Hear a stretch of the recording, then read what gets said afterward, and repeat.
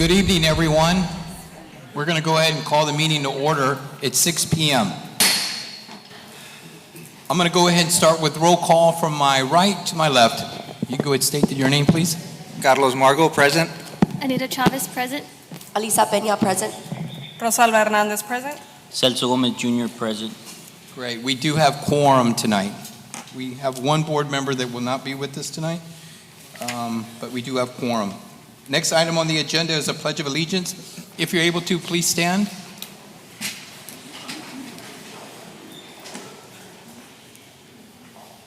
I pledge allegiance to the flag of the United States of America and to the republic for which it stands, one nation, under God, indivisible, with liberty and justice for all.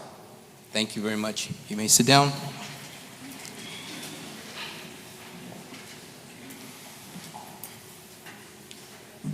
We will now get to agenda item number 4. This is the public comment section of our meeting. Friendly reminder that if you are speaking, you do have 3 minutes. Our Vice President will indicate to you when your 3 minutes are up if you've gone a little long. So I'm going to ask Secretary Peña if she can go ahead and call out our first public speaker. Tonight we have 2 speakers. If we can please have Ms. Amy Leal make your way to the podium, please.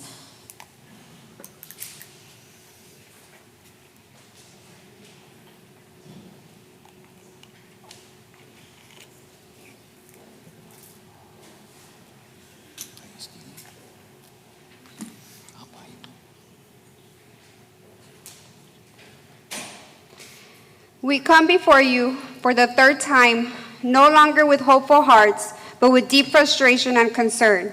Students, parents, teachers, and the entire Flores Elementary community stand united in our plea for the immediate reinstatement of our principal, Mr. Leeward Garcia. His absence is not just felt, it is deeply harming our school, our children, and the trust we once had in this district's leadership. Mr. Garcia is the driving force behind the success and well-being of Flores Elementary. Under his leadership, our school has thrived. He has fostered a culture of respect, unity, and unwavering support, an environment where our children were safe, valued, and empowered to succeed. Since his unjust removal, our school has been left in disarray, and the emotional toll in our community is undeniable. Every day without Mr. Garcia is a day our children suffer, a day our teachers feel abandoned, and a day our trust in this district's leadership disintegrates. How do we explain to our children that the very system meant to protect and nurture them has taken away a leader who has been nothing but an advocate for their success? We are here today because we demand fairness, transparency, and justice, values that should be at the core of this district but have been absent in Mr. Garcia's case. His leave without a thorough and proper investigation is not just a misstep, it is a gross injustice.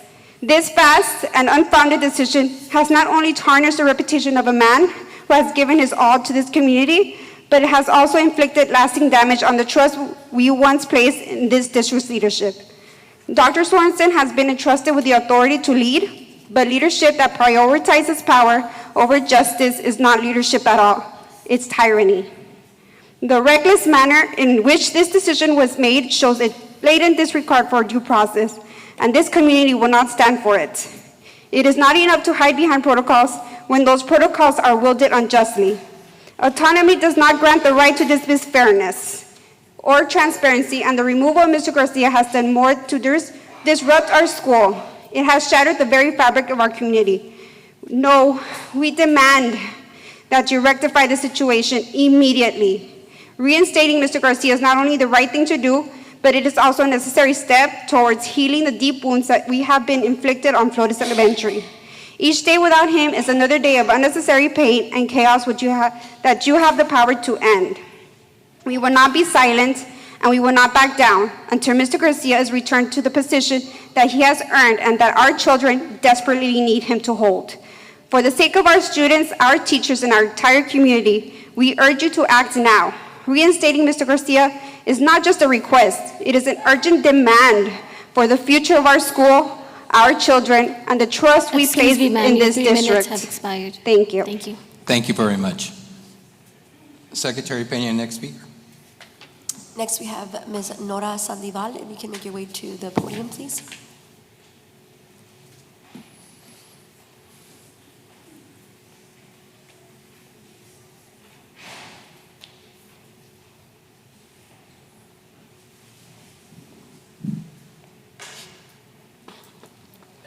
Buenas tardes. Mi nombre es Nora Saldívar. Soy mamá de un niño en la escuela Guillermo Flores. Hoy se cumplen 27 días de la suspensión del director Leroy García. 27 días en lo que los niños vuelven a casa día a día, preguntando dónde está el señor García, por qué ya no está con ellos, cuándo volverá. Y claro, no hay respuesta para ellos. Solo queda preguntarles cómo estuvo su día. Unos tenían frío, otros no les gustaba la comida. Unos incluso llegan felices, así es el día a día de cada niño. Pero hoy vengo a decirles una cosa, yo no sé el día a día de mi hijo. Yo soy una mamá de un niño autista no verbal. No sé si él tuvo frío, si él tuvo hambre, si tuvo un día feliz. ¿Por qué? Porque su mamá no lo entiende, veces no lo comprende.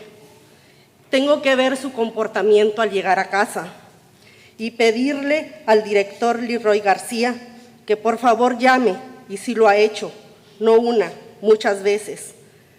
Tengo que ver el comportamiento de mi hijo, que al otro día no quiere ir a la escuela, se tira en el piso, llora, grita, patalea. Me veo con la impotencia de no saber qué le pasó, si alguien en la biblioteca, en la cafetería o en educación física le hizo algo. O si quizá estuvo en un grupo grande de niños. Me dirás, bueno, él tiene a sus maestras, a sus asistentes, pregúntales. Claro que sí, pero ellos solo tienen autoridad limitada o mínima para resolver. En cambio, el señor García todos los días me decía cómo estaba mi hijo, si fue feliz, si comió, si tenía frío, si un niño le hizo mala cara. Ahora no lo sé. Ahora no sé qué pasa a mi hijo día a día. Hoy quiero pedirles por mi hijo, que es no verbal, por la impotencia de no saber qué le pasa a mi hijo, que regresen al señor García a su puesto para estar tranquila. El no saber, yo todos los días dejo lo más preciado, lo más valioso de mi vida, que es mi hijo. Y yo lo único que quiero son respuestas. Quiero estar en paz y que mi hijo sea feliz. Y el señor García lo ha logrado. Ha logrado que yo tenga esa paz que necesito para saber que mi hijo cada día es feliz. Les agradezco. Por último, quiero que esta carta se la den a la señora Sorens. ¿Por qué? Porque ella va a tener conflictos por el idioma. Quiero que la entienda y la comprenda y que vea que soy una madre que quiere estar en paz en su casa. ¿En paz? ¿Cómo? Al saber que su hijo, Excuse me, ma'am, your 3 minutes have expired. que Thank su you. hijo está bien. Gracias. Gracias, ma'am.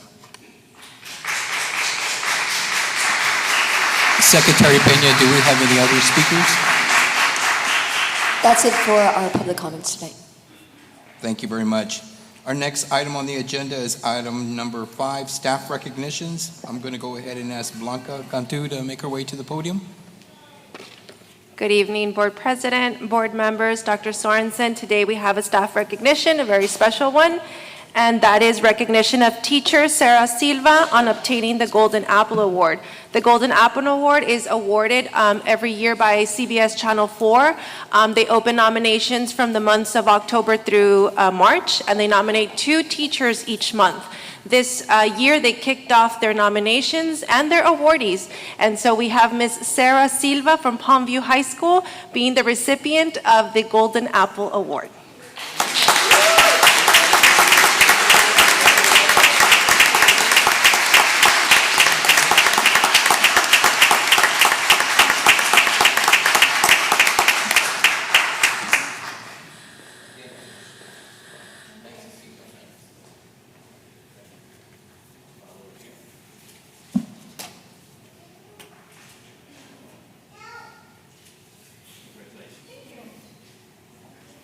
Congratulations. Congratulations.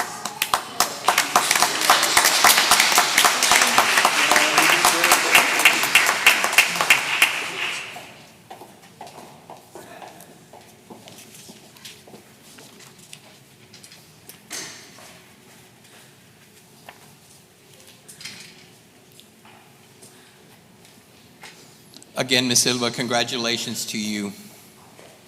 Next item on the agenda is item number 6, Superintendent's updates and any announcements. Dr. Sorensen?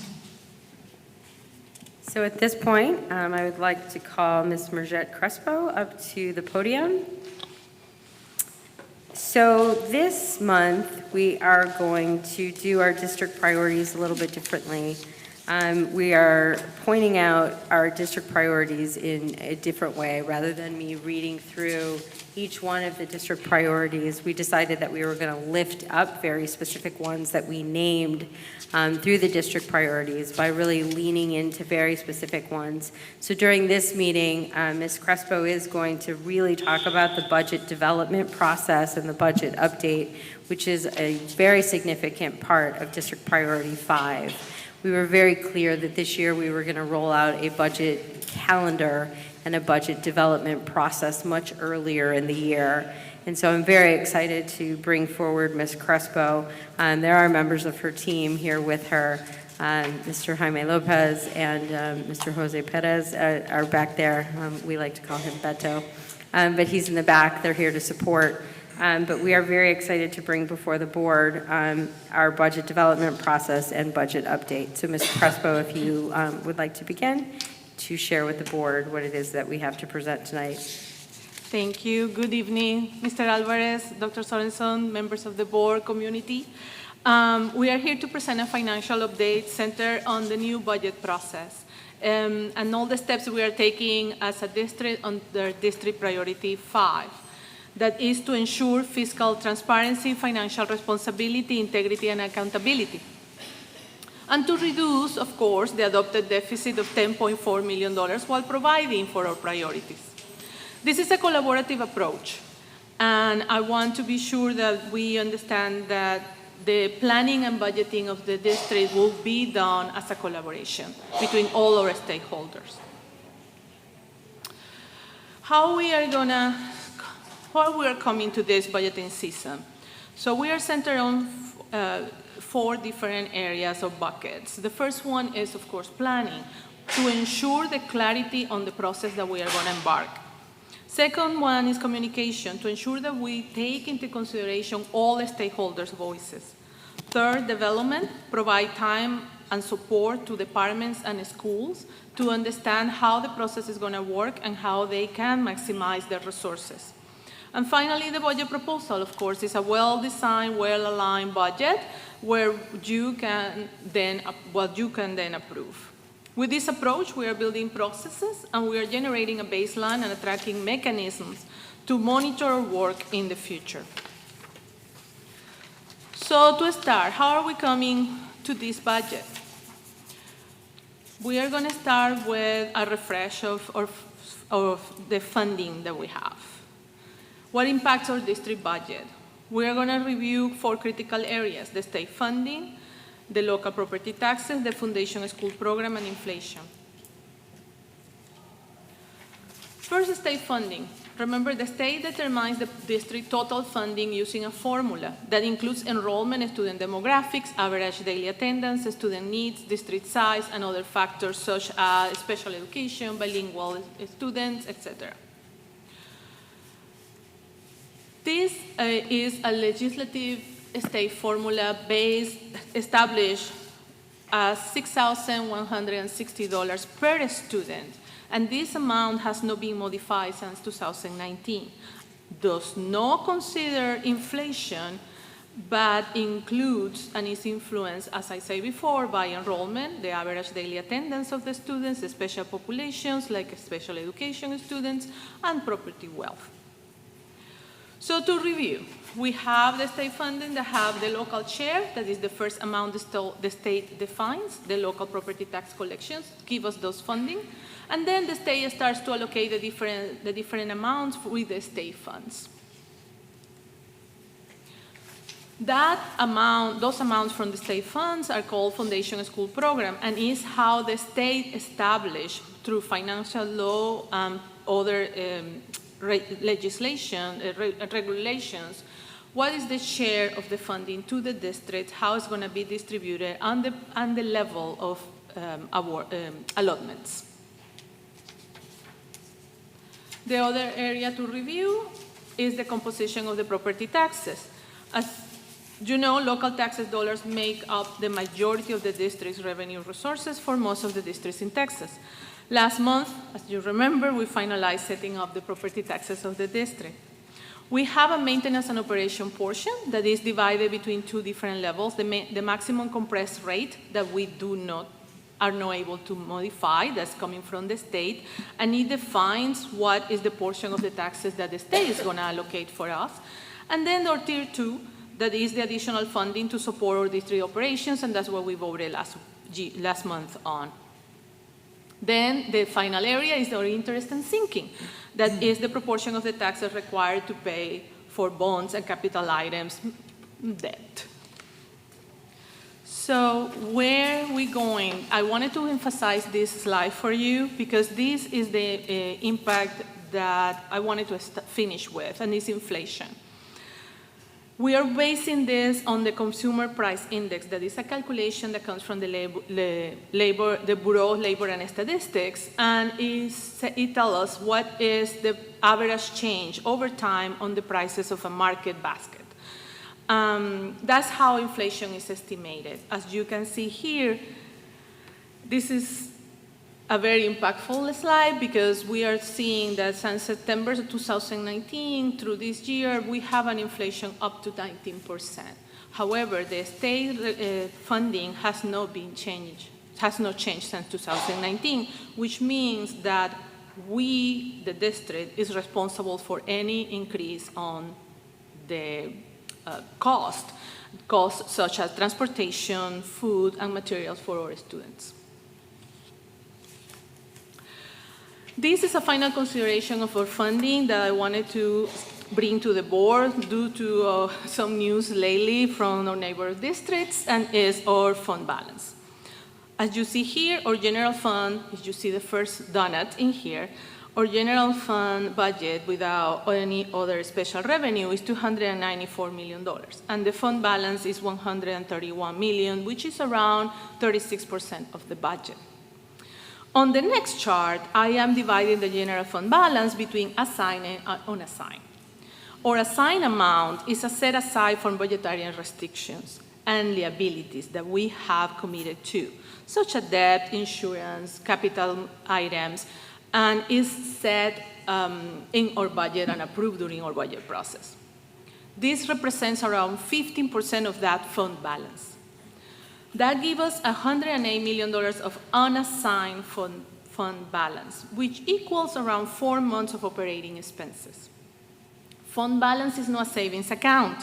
Fund balance is our best financial practice because it's helping us to reserve funding for unforeseen circumstances, such as disasters or any other issues, and it's going to help us to keep our interest rates low and our district bonds in a good standing. The unofficial rule of thumb of reservations for for unassigned fund balance is 75 days or so. The Government Finance Officers Association, the GFOA, recommends 2.5 months, which is around 75 days. That, in translating that $108 million on days instead of months, it gives us around 133 days of unassigned fund balance. So we are above of the recommended amount. The Texas Education Agency usually recommends a calculation of 2 months cash disbursed, so it's even lower than the 2.5, so we are meeting the recommended amount.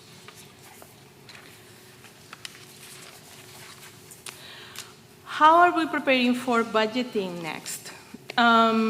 While working on the budget, we are also monitoring and implementing strategies to support the work we are doing and maximize our time. I want to emphasize that this is a collaborative work across all divisions because we are impacting the district as a whole, and we need to consider all areas to improve and being able to listen to the needs of the district. The buckets that we are monitoring are positions evaluation, revenue alternatives, process improvements, and reviewing efficiencies. So How is that first strategy is position evaluations. The majority of our budget is spent on personnel costs, so we have to prioritize this area. We must have processes for acquiring, allocating, and monitoring all our positions. This time, increasing the monitoring and management of the positions and vacancies. Since August 2024, we have identified savings of $1.3 million. That is through alignment and vacancies elimination. We also collaborate cross-functionally on staffing projections across departments and in alignment to task-based recommendations. And this strategy also includes implement suggestions from the special education audit for special education staffing. Our second strategy is revenue alternatives. This is to look for other areas of revenue. As you saw before, we cannot count on expecting increases. We have to budget with what we know. So what we're looking for, evaluate properties and consider sales where possible and appropriate for the district benefit, standardize indirect costs to all grants in alignment to allowable policies, align special revenue with strategic priorities, maximize new revenue streams such as the solar panels, review high-interest investments moving forward. The strategy 3, review efficiencies and identify return of investments. We'll identify return of investment on all budgeted initiatives, review property casualty insurance, the insurance for our buildings and our vehicles, to improve efficiencies and cost. This review for this year have created a $2.1 million on savings. Review contracts following the same protocol we did for the property casualty insurance to improve our efficiencies and cost. Realign positions control and compensation plan yearly. Implement findings for discovery from financial audit. Remove redundancies in inefficiencies and ineffective academic programming, and use the quality seats analysis that we are embarking as one data point to initiate our system of grade school work and potential school actions. Our strategy 4 is centered on process improvement. This is how we do things. Revise extra-duty and overtime practices and procedures. Implement overtime expenses and analysis. We also will have work on the purchase order processes for clarify and simplification of approvals. We are reviewing and updating student travel processes, implementing processes for onboarding, opening and staffing new positions and position control, strengthening procurement processes across the district, and finalizing the insurance verification of dependents. What are our next steps? We're always collaborating with decision-making and stakeholders. The work ahead is important for us. So this is what, I'm sorry, we came too fast. This is the budget development calendar that we have right now. A big picture on this next quarter is review our attendance and enrollment projections, including the PIMS Fall's first submission, to ensure all of data is correct, and start analyzing the numbers that we have, including the strategic plan and the community conversations the superintendent is going to initiate. For January, February, and March, we are going to start working on budget training, department and campus staff allocations, revenue projections, and the department and campus budget allocations. April, May, and June is when we are going to work on preliminary budget completed or department budget hearings, because the departments will have the opportunity as the schools to work their budget based on their analysis of needs, and then we will be able to review as a committee what are those priorities and how we can maximize the funds, to be sure that we are not overlapping, not making decisions at the same time for the same thing in two different areas. We also will do public hearings for budget adoptions, and we'll expect the board to adopt the budget by June 25th. By July, August, and September, we are in the new school year. We will close 24-25. We'll begin 25-26 budget year, and of course, go again to this process of receive the taxable values and analyze and generate the tax rate publication and adoption. This work ahead will provide us for the support to continue the work and to find ways to be more efficient, generate additional revenue, and reduce district costs, while maintaining, as promised, the integrity and transparency at our center. The calendar and the process will support the promotion of fiscal transparency. Thank you. Any questions? Board members, do we have any questions for our presenter? Yes, I do have a question. For strategy number 3, I see that you point out implementing findings and discoveries from the financial audit. Can you tell us a little bit more about the timelines for that and if those findings will be available to the community? I'm sorry.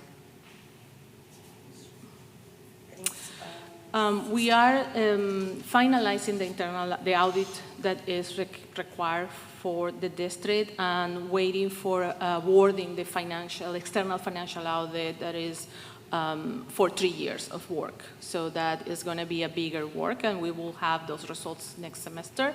But we are already observing what we have seen for last year with the audit that is required.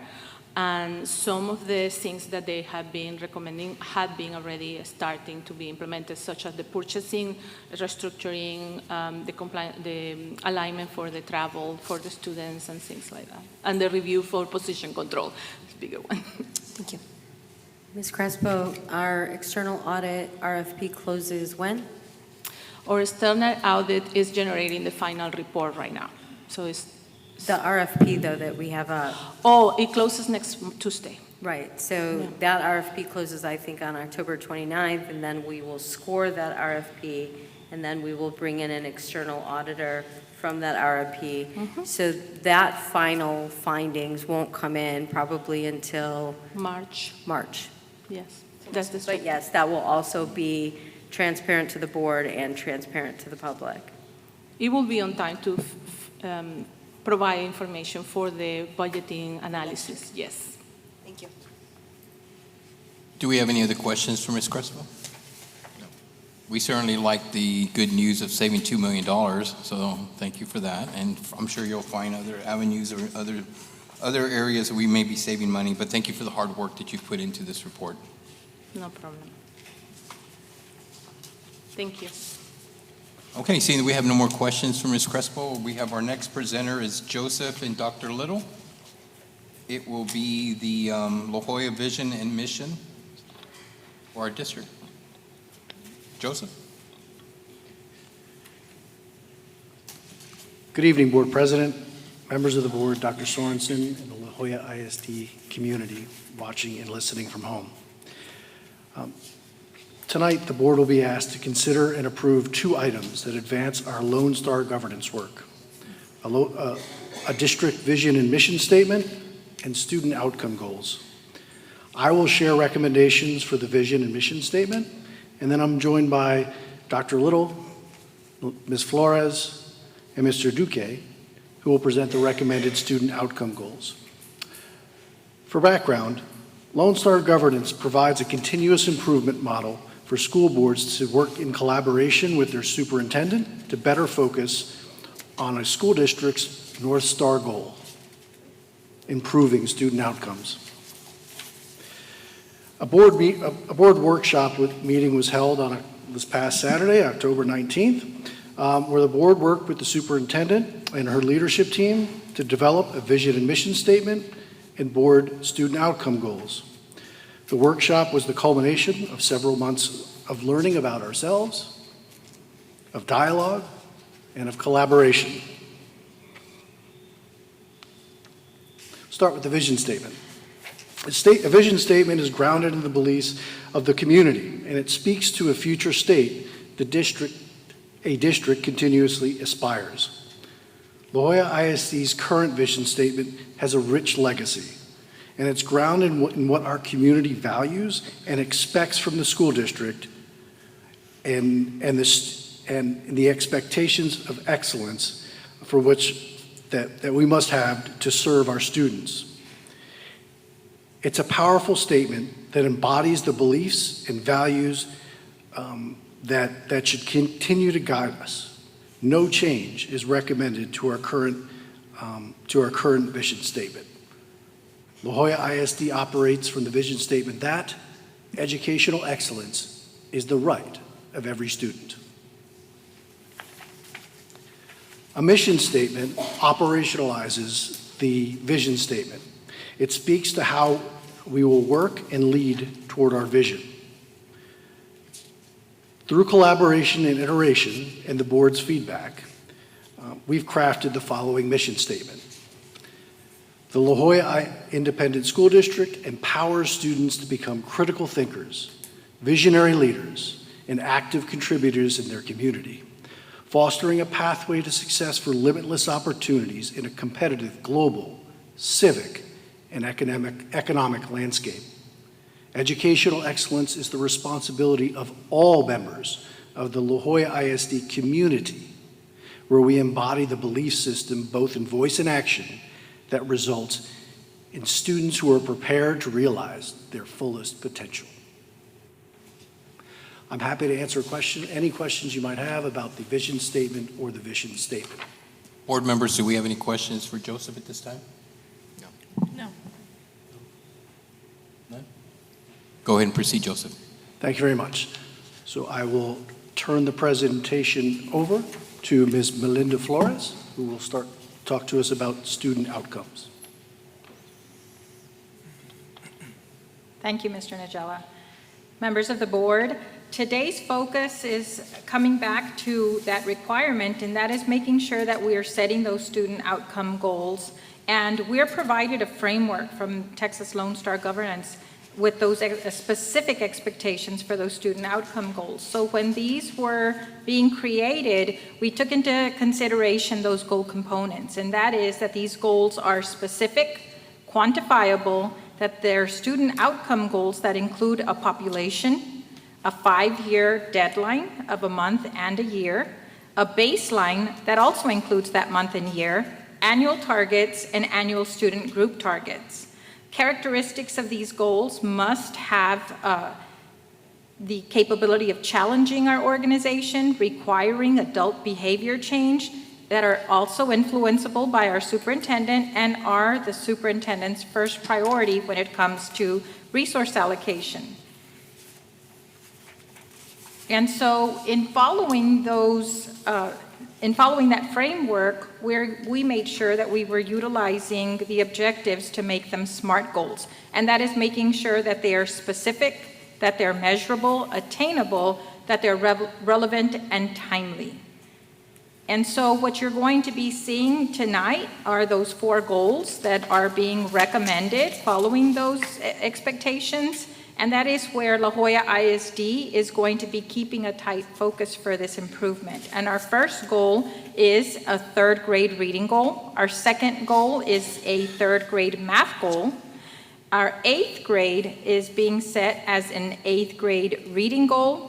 And the 4th goal is a college career and military readiness goal. And you'll note that this meets the HB3 requirement of that 3rd grade reading, math, and college career and military readiness.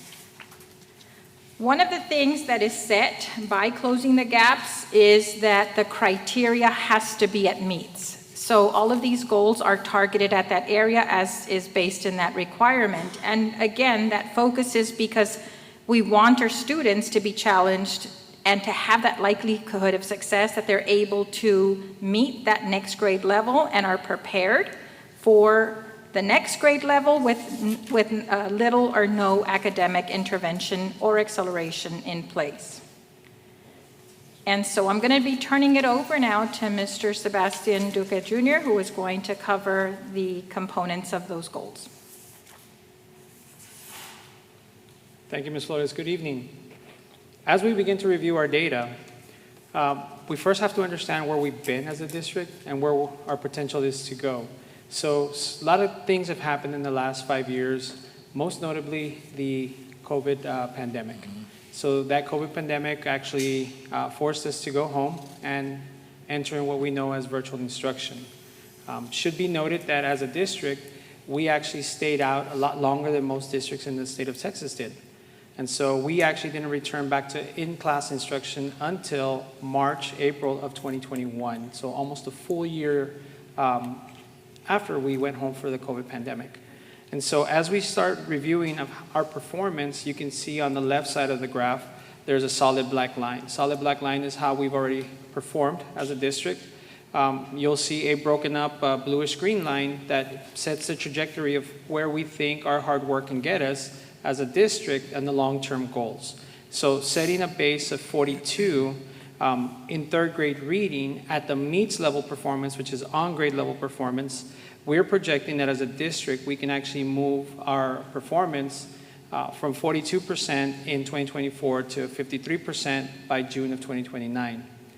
However, taking that into consideration, it's important to understand that that 42 is not actually a goal for every campus in the district, and that's what that table on the right-hand shows. The table on the right-hand shows that some campuses within the districts are already surpassing that goal, and so it's more appropriate for them to set a realistic goal of, say, an increase of 3%, versus a campus that is below that 42% threshold, where it'd be more realistic to expect growth of that campus to be set at maybe a little bit higher than 3%, maybe 5%, again, depending on what the capabilities are of the campus to really grow those students in that area and in that skill throughout the year. And so every subsequent slide with our goal will have that table that'll show where each example is. Campus A through D will have a baseline set for the current year, a district goal, and then you'll see that their projected campus goal for this current year is going to differ, again, because of where they are in relation to their previous year's performance. So, as our recommendation for approval of the goal is that we're recommending that the percentage of third grade students that score at meets grade level will improve from 42% in June of 24 to 53% by June of 29. That's a realistic goal considering the current state of our district.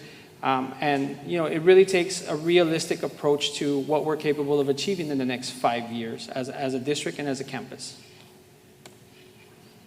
Goal 2 recommendation is our third grade math percentage. We're seeking to grow that at least 13.9 percentage points over the next 5 years. So we're looking at growing our performance at the meets level from 36% to 49.9% by June 2029. Again, we set a baseline and we look at how each campus is performing, and based on for that performance, we will increase accordingly based on how the campus has performed historically and within the current data set that is provided to us. So again, for your approval will be the percentage of third graders will increase from 36% in June 2024 to 49.9% in June of 2029. Goal number 3 is going to take a look at our 8th grade reading. And so our 8th grade reading is a precursor to what we consider very important to our CCMR goal, which will be upcoming. But our 8th grade reading goal, we're seeking to grow that total of 8.2 percentage points over the next 5 years. So our 8th grade reading percentage is a little bit higher than our 3rd grade reading percentage. So our baseline is at 49%. We want to grow from 49% to 57.2% by June 2029. And again, every campus will perform differently than elementary campuses do.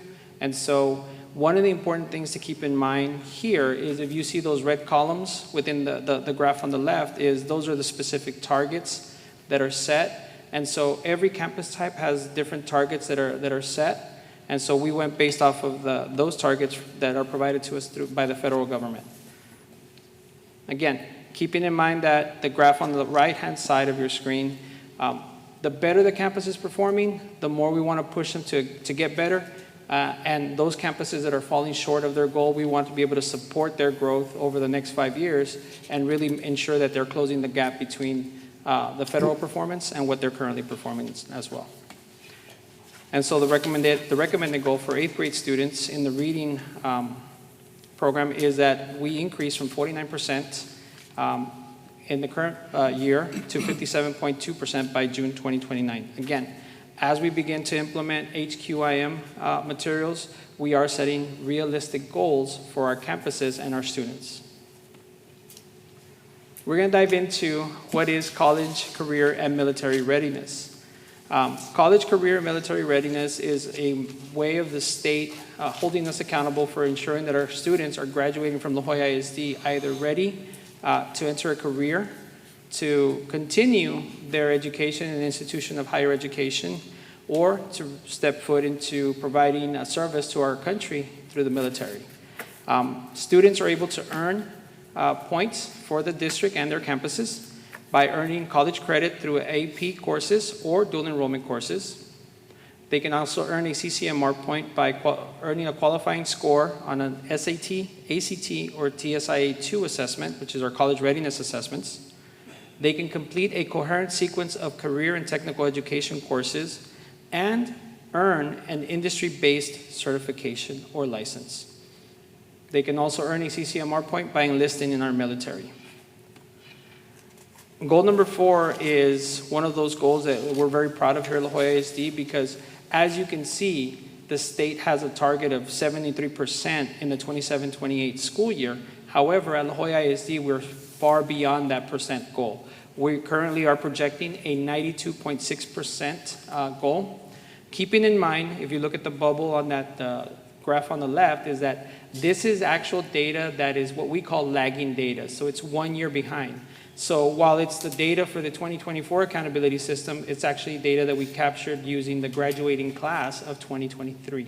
So for CCMR, it's always going to be 1 year behind. So again, we can comfortably say that we're projecting that 92.6% for the class of 2024 because we've been tracking it throughout the school year, throughout the previous year's school year.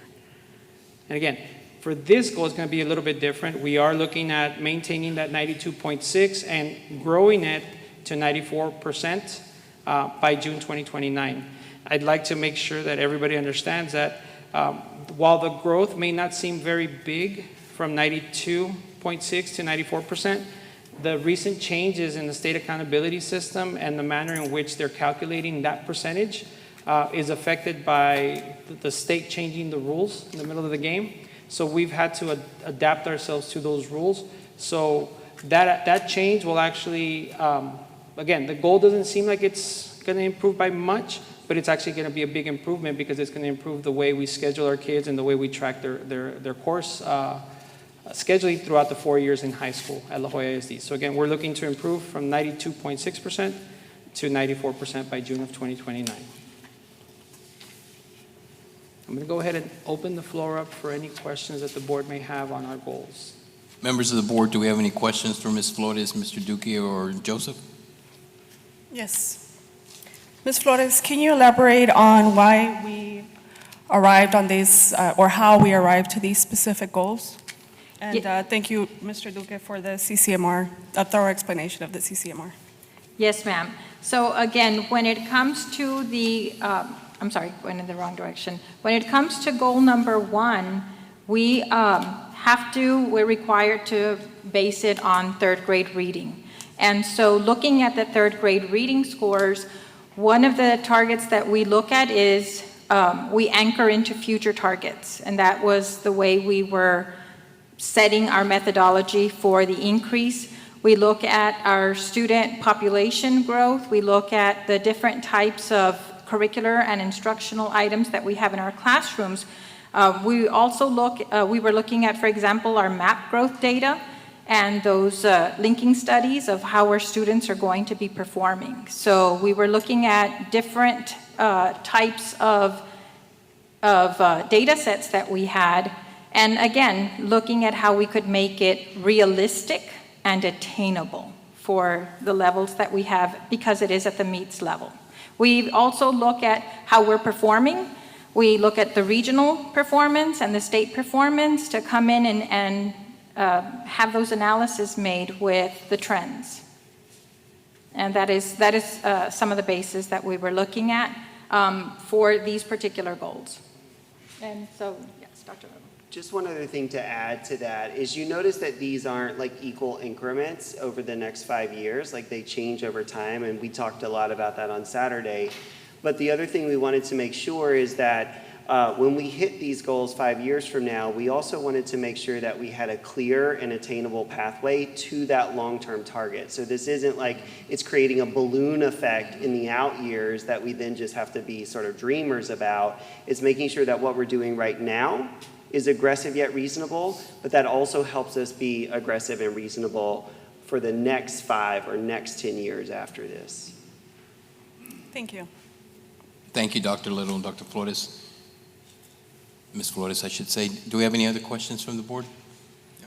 So I do have a comment. This past Saturday, let me tell you, the presentation that all of you delivered was so informative. So not only was it informative, but it was also educational to all of us. So thank you for that. And I appreciate the fact that you continue to say they're attainable. These are realistic numbers. I mean, we hear many times that people put out goals for the sake of putting out a goal.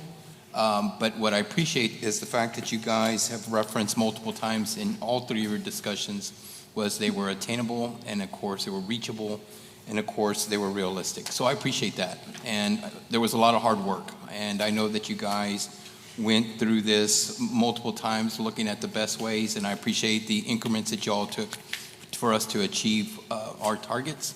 And so again, I'm just going to compliment you all on such a great workshop that I was thinking about it this weekend after leaving Saturday, you know, how informative it was. And again, just the fact that you guys are making these realistic, not fluffy numbers, not getting to numbers that people want to hear, but numbers that are attainable to our district. So thank you for that. Any other questions from our board members? Dr. Sorensen? President Alvarez, if I could go back to, say, Goal 1, for example. I really do want to commend the team, though, for really receiving the feedback that we got this weekend from the board. And really, I think that we talked about it in terms of, like, you know, Monday morning quarterbacking and really receiving the feedback around, were we being aggressive enough?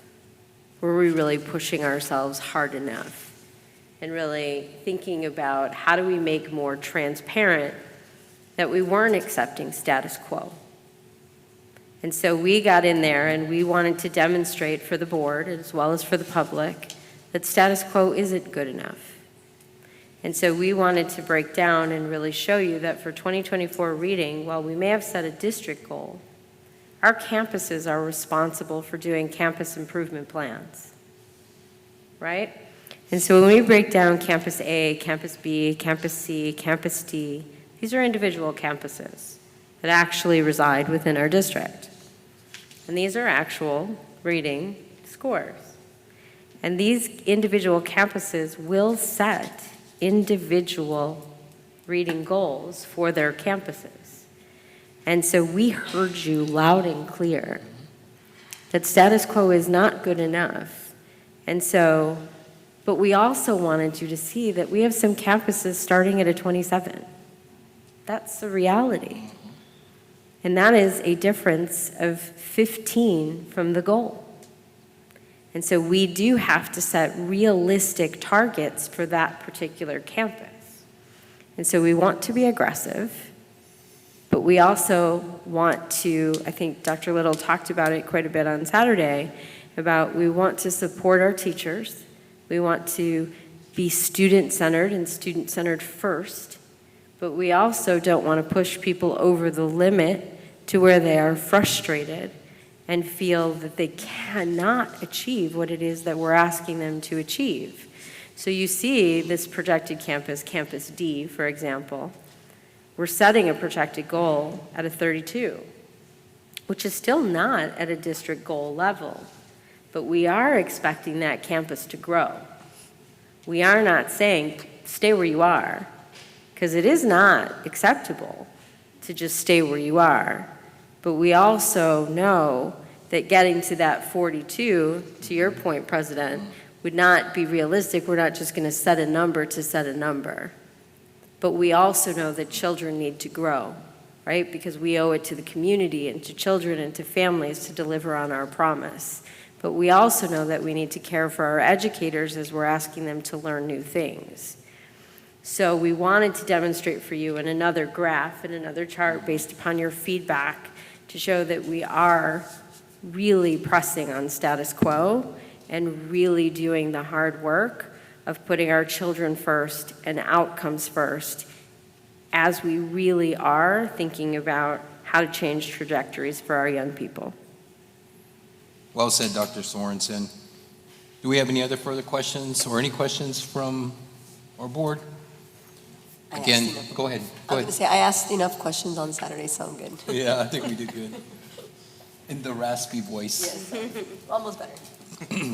Again, thank you for a great educational and informative presentation. Dr. Duque, Ms. Flores, Dr. Little, and of course, Joseph, thank you for the presentation. Our next item on the agenda is a consent agenda item, which, do I have a motion? I move to approve the consent agenda. Do I have a second? I second the motion. All in favor, signify by saying aye. Aye. All opposed? Motion carries. We are now going to go into our closed session. Closed session will be held on the purposes authorized by the Texas Open Meeting Act, Texas Government Code Section 551.001, 551.07001, 551.072, 551.074, 551.076, 551.129, and 551.0821 concerning any and all purposes permitted by the Act, including but not limited to the sections and purposes listed above. We are now going into the closed session. It is 6:52 p.m. Good evening, everyone. We are back from closed session. It's 8 p.m. Next item on the agenda is number 10, action and discussion, approval policy updates, 123. Do I have a motion? I move to approve 10.1, approval of policy update 123. Do I have a second? I second the motion. All in favor signify by saying aye. Aye. All opposed? Motion carries. Next item is 10.2, approval of La Jolla ISD vision and mission statements. Do I have a motion? I move to approve 10.2. Do I have a second? I second the motion. All in favor signify by saying aye. Aye. All opposed? Motion carries. Next item on the agenda is 10.3, approval of board student outcome goals. Do I have a motion? I move to approve item 10.3. Do I have a second? I second the motion. All in favor signify by saying aye. Aye. All opposed? Motion carries. Next item on the agenda is item 10.4, consider and take action to approve the termination of employees on term contracts. Do I have a motion? I move to approve item 10.4. Do I have a second? I second the motion. All in favor signify by saying aye. Aye. All opposed? Motion carries. Next item on the agenda is our calendar. November 5th, 2024, La Jolla ISD School Board Election 2024. November 6th, regular board meeting. November 20th, 2024, regular board meeting. November 25th through the 29th, 2024, Thanksgiving holiday, no classes.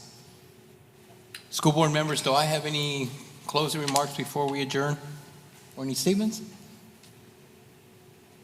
Dr. Sorensen, do you have anything? I want to look over at my director of communications and really just celebrate that we have an upcoming Halloween Centennial Night coming up. Ms. Cantu is always really helpful in throwing a party.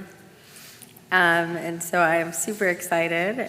Ms. Gomez Perez is also helping us to bring out the community. So our Halloween Centennial Night is on October 29th at 6 p.m. here at Central Office.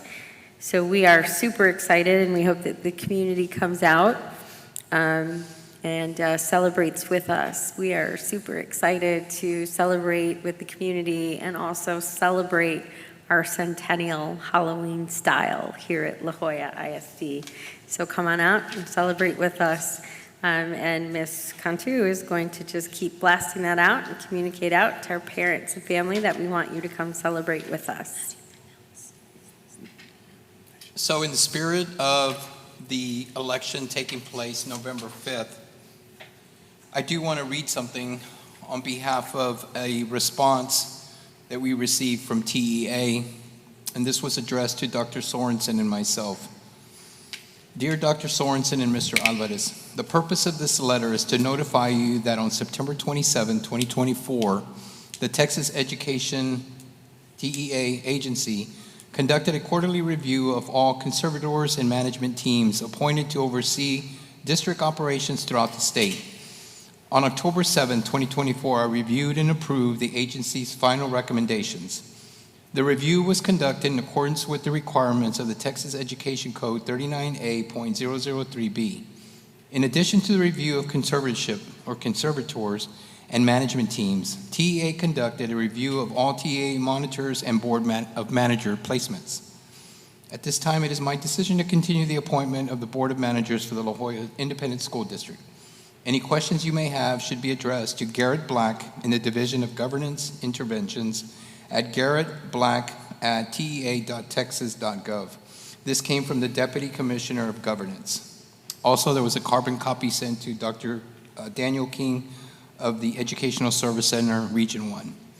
I just thought that would be clear. This was already posted. Many of the folks in this area are aware of it. But in case there was some confusion, we do know that there's an election. Hopefully this clarifies what the role of those that may win the election or will win the election and the role of the Board of Managers that you see in front of you. Members of the board, do I have any questions before we adjourn? No. Do I have a motion to adjourn? I move to adjourn this meeting at 8:05 p.m. Do I have a second? I second the motion. All in favor signify by saying aye. Aye. All opposed? Meeting is adjourned. Everyone have a good evening and enjoy homecoming.